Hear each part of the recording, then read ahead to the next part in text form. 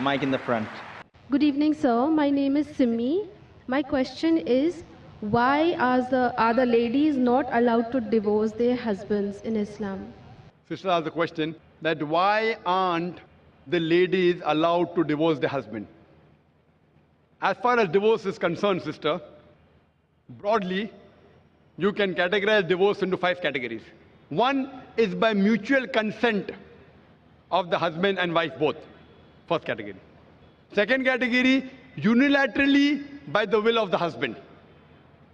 Third category, that if it is mentioned in the nikah nama, when a woman is marrying a man, if she mentions the contract, by default, the authority is given to the man in the Quran. Why? I'll come to it later on. But in the nikah nama, since marriage is a marital contract, a woman can put down any clause in marriage which is not prohibited in the Quran. She can even say that I do not want my husband to take a second wife, because marrying more than one wife is not compulsory in Islam. If the boy agrees, he marries, otherwise they don't marry. She finds a new boy and he finds a new girl.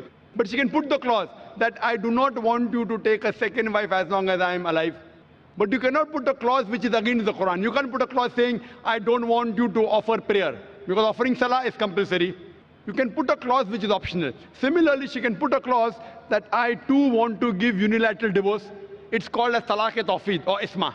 Third category. Fourth category is if she does not mention in the clause, but yet she wants divorce, she can request the husband, I don't want to stay with you. She can request the husband to give divorce. That's called as qala. And the fifth category, if the husband does not agree and if the husband ill-treats her, she can go to the qazi, she can go to the judge, and she can take nikah-e-fasq. That means nullification of the marriage. If the husband ill-treats her, does not give her her rights, she can go to the judge and she can nullify the marriage. So even a woman can take divorce. But under normal circumstances, the man has been given the authority. Why? Because in marriage, the person who's the loser is the man, not the woman. The woman gains.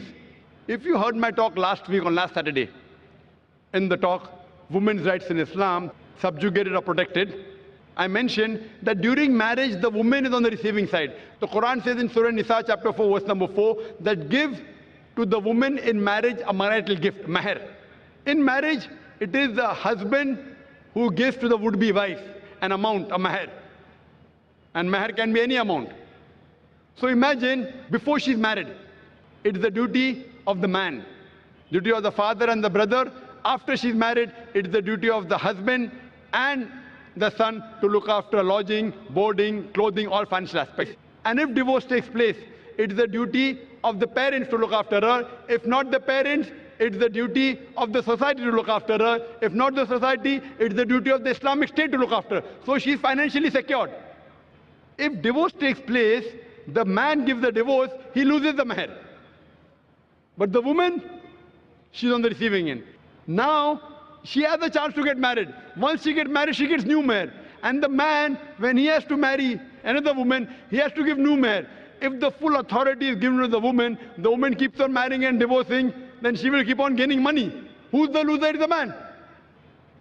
So Almighty God even protects the man's status. Otherwise, I have to give a talk on man's rights in Islam. Because if a divorce takes place, man is more of a loser than a woman, financially and otherwise. Woman gets protection from the family, from the society, from the state. Man doesn't. So because of that, Allah Almighty God has secured the man. But yet if the woman wants, she can mention in the marital contract, she too can give divorce. Or she can request divorce from the husband, called as kula. Or if the husband ill-treats, she can go to a judge and she can nullify the marriage, which is called as nikah-e-fasq. Hope that answers the question. Yes, thank you. Yes.